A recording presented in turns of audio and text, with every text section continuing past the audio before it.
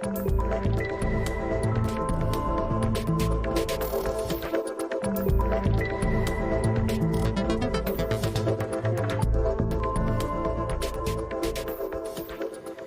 a terminar nuestro programa de hoy hablando sobre temas de política interna, de seguridad ciudadana, pero en homenaje al Día Mundial de la Lucha contra la Trata de Personas, hemos invitado al señor Ricardo Valdés, antes de hablar sobre el Ministerio y la voluntad de cambiarle de nombre, para que pase a llamarse ya no Interior, sino Seguridad Pública, que nos diga un par de cifras sobre lo que la trata significa en el Perú, porque las que yo he leído publicadas por Capital Humano y Social que usted dirige son absolutamente escandalosas. ¿Cuáles son esas cifras? Bueno, estamos hablando de más de 1.300 millones de dólares que moviliza la trata de personas en el Perú. 1.300 millones de dólares. Por debajo de minería ilegal, que ya está por encima de los 4.800, pero un poquito por encima del narcotráfico, que está en los 1.280. Explotando sexualmente a mujeres y laboralmente. Niños, y laboralmente, sí. Claro. Más se gana haciendo eso que produciendo cocaína. Sí. Ahora, usted ha dado el dato de que por cada víctima de las decenas de miles que hay, solamente en Loreto, en bares y cantinas, se gana 16.300 soles al mes. Y hay cifras de otros organismos internacionales que hablan de 28.000 soles también como producción. Pero en este caso específico de esta investigación, que es una investigación etnográfica, que se hizo en la ciudad de Iquitos, sí, con un grupo de mujeres que habían estado en situación de explotación sexual. Ellas dieron toda esta información que nos permite más o menos tener un panorama que hasta yo diría que eso nos lleva a revisar las cifras que usamos en el estudio original, ¿no? Hemos tenido noticias también en RPP sobre la manera como parte de la captación de estas personas que son sometidas a esclavitud se hace a través de las redes sociales. Eso es exacto. ¿Qué saben ustedes de eso? Bueno, hemos hecho hasta 4 investigaciones. Ahora tenemos una investigación longitudinal que fue interrumpida por la pandemia. Fueron 2 años antes de pandemia, 2 años después de pandemia, y hemos hecho otra recientemente con estudiantes. Ya el anterior fueron con padres de familia, y lo que sabemos es que en efecto las cifras de las niñas y niños que tienen contacto con terceros a quienes no conocen es del orden de más o menos 800.000 menores de edad al año. 800.000 menores de edad toman contacto con seductores profesionales. Que no saben quiénes son lo que están. Captarlas y que las seducen por vía digital. ¿Quién se ocupa de contrarrestar eso?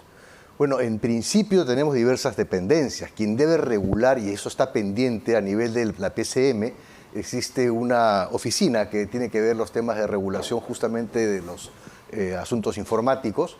Hay un reglamento de una ley que se dio hace casi 2 años, en diciembre del 2022, que justamente busca regular el acceso, por ejemplo, de filtros parentales desde la industria a todas las familias y a toda la gente que adquiere un teléfono, por ejemplo, ¿no? Entonces, eso está ya como ley, pero debió haberse reglamentado 90 días después y aún eso no ocurre. O sea, ya tiene más de 1 año y medio. Ya tiene más de 1 año y medio sin reglamentación. ¿Y de quién es esa negligencia tan horrorosa? Eso está en el Ejecutivo y está en manos de la Presidencia del Consejo de Ministros. En manos de la Presidencia del Consejo de Ministros. Sí, claro, porque además hay otras unidades ya de tipo operativo, como la de alta tecnología. Saber eso, y se lo preguntaremos al señor primer ministro de la Presidencia, que lo veamos. Hablemos entonces sobre la voluntad que ha sido expresada por la Presidenta de la República en su discurso del 8 de julio de cambiar el nombre del Ministerio Interior a Seguridad Pública por una parte, y luego el ministro del sector ha anunciado un proceso de renovación extraordinaria de todos los oficiales de la Policía Nacional, que debería, según él, desembocar en el retiro de 600 u 800 oficiales. Entre otras cosas, lo que se busca es acabar con la burocracia. No se ha mencionado la palabra corrupción. A ver, son 2 temas, sí, ¿no? Son 2 temas, el nombre, ¿no? Y la acción. Y la acción en concreta que ha sido anunciada por el ministro aún del Interior. A ver, he revisado al detalle la norma presentada por la Presidenta de la República al Presidente del Congreso en toda la exposición de motivos. Y solamente han podido citar 2 países que tienen el nombre de seguridad pública, que son Costa Rica y Panamá, que tiene seguridad porque también tiene un ministerio de gobierno. En los demás países de América, salvo Argentina, que lo ha cambiado hace muy poco, llevan la denominación de Ministerio del Interior. Y también de Europa, ¿no? También, claro, también de Europa. Hay varios países, Francia también tiene Ministerio del Interior, Alemania, Italia, ¿no? Sí. Entonces, no encuentro en realidad ninguna justificación para el cambio del nombre. Entonces, y es un poco... Y cuesta dinero, ¿no? Cuesta dinero porque hay que cambiar papelería, membretes, banderas, es decir, todo lo que está asociado por nada, porque no hay ningún valor agregado. Ganas de gastar dinero inútilmente. Puede modernizarse el ministerio, la Policía Nacional, que no es lo mismo, sin necesidad de cambiarle el nombre. Es un poco como que uno tiene un paciente con cáncer y quiere curarlo cambiándole el nombre. Es absurdo. Entonces, no... Bueno, no al mismo tiempo lo que se quiere hacer es este proceso de renovación extraordinaria. ¿Qué sentido le ve? Bueno, la verdad es que eso habría que mirar exactamente hasta qué apunta. Él ha hablado de 600 a 800, existe en la ley de carrera y situación policial esa posibilidad de la renovación extraordinaria. Pero nunca se ha visto de toda la oficialidad.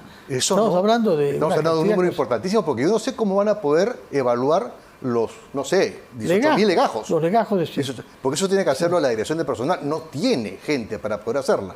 Entonces, lo que se suele hacer es más bien tomar diversos filtros, como por ejemplo personal sancionado, gente que ya tiene demasiado tiempo en la institución sin posibilidades de ascender, oficiales que no han seguido los cursos que requieren para poder hacer unas listas cortas o medianamente manejables, y sobre eso es que se toman decisiones, sobre gente que no tiene futuro institucional, o gente que tiene procesos abiertos, que hay información de contrainteligencia que los ubica en situaciones complicadas.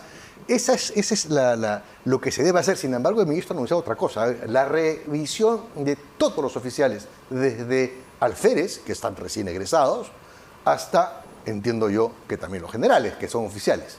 Entonces, habrá que ver qué cosa quiere él lograr con eso. Posiblemente, y eso es una hipótesis, no podemos afirmarlo, me imagino que en ese camino irán cayendo los oficiales que son incómodos al régimen. Que ya han venido cayendo, ¿no? Varios, ¿no? Y que han sido apartados. Culebra. Pero que siguen estando en funciones dentro de la policía y que creo que quieren usar esta... Funciones, no tanto, creo que no. Bueno, algunas sí, ¿no? Pero, a ver, veamos también toda la gente de la DIVIAC, que ya sabemos que ha sido un poco circunscrita a un escenario menor, ¿no? Dentro de la DIVINCRI. Entonces, yo tengo esa impresión, que en realidad esto es una excusa, este cambio de nombre del ministerio para justificar una cierta modernización que no se requiere, es un gasto, espero que el Congreso no lo apruebe, y más bien, si se quiere modernizar, hay muchísimos otros aspectos en donde, por ejemplo, la policía carece de la logística que el propio ministro ha mencionado. Las evaluaciones de la Contraloría de la República establecen que hay serias deficiencias en la infraestructura de la policía, que hay serias deficiencias en el parque automotor, en los vehículos. Hemos perdido los contratos, por ejemplo, de tercerización de vehículos que permitían justamente cambiarlos si se malograban, porque no son responsabilidad ya de la policía ni del ministerio, son de terceros. Se ha perdido eso. ¿Por qué? Porque simplemente no renovaron el contrato, porque tuvieron algunos inconvenientes de tipo administrativo y no los renovaron. Y eso lo fue advirtiendo el antiguo comandante general de la policía. El mismo ex comandante general de la policía afirmó que el 50% de su parque automotor estaba perdido, estaba con serios problemas mecánicos, y eso es muy serio porque eso implica que no hay patrullaje y que por lo tanto el control territorial se abandone a manos de la delincuencia. O sea, podemos concluir de la conversación con usted que son muy buenos para cambiar el nombre de las cosas, pero no para cambiar las cosas. Ningún valor agregado va a salir de ese cambio, sino más bien gasto, y me parece algo realmente inútil. Ricardo Valdés, ex viceministro del sector interior, que corre el riesgo de cambiar de nombre, pero estoy a llamarse Seguridad Pública. Que por cierto, existe ahora un viceministerio de Seguridad Pública, sí, pues, que no se dice nada en la norma, sí, se lo va a ocurrir con ese ministerio. Nada, lo que va a pasar con ese ministerio que pasa a ser el nombre de la totalidad del ministerio. Muchas gracias por su presencia y también y sobre todo por alertarnos sobre el mal camino que está tomando la trata de personas el sojuzgamiento de la calidad de esclavos del siglo XXI. Y la ausencia de presupuesto para costear los servicios que dice el plan. De eso no hemos hablado, pero podemos tocarlo en otro momento. ¿De quién depende la ejecución de ese plan? ¿De qué unidad? El Ministerio del Interior. Sí, pero ¿qué servicio en concreto? No, son varios servicios, son 42 servicios y de ahí dependen 11 ministerios y 4 organismos constitucionalmente autónomos. MIDI, salud, justicia, trabajo, educación, cada uno tiene un rol, ¿no? Y sus servicios, que son 42, no están, digamos, correctamente Ricardo Valdés no nos alienta y no nos hace no, lamentablemente. Según un sentimiento de angustia frente a los compatriotas de Loreto. Los datos los ha tomado básicamente de ahí, son alarmantes. Ojalá que esto remueva la conciencia y el sentido de dignidad de los funcionarios responsables de combatir la trata en nuestro país, para que no tengamos a personas juzgadas a un régimen de esclavitud en el siglo XXI. Muchas gracias por su presencia. Muy buenas noches. Felicitaciones por el trabajo contra la trata que hace Capital Humano y Social. Gracias a ustedes por su sintonía. Que pasen una buena noche.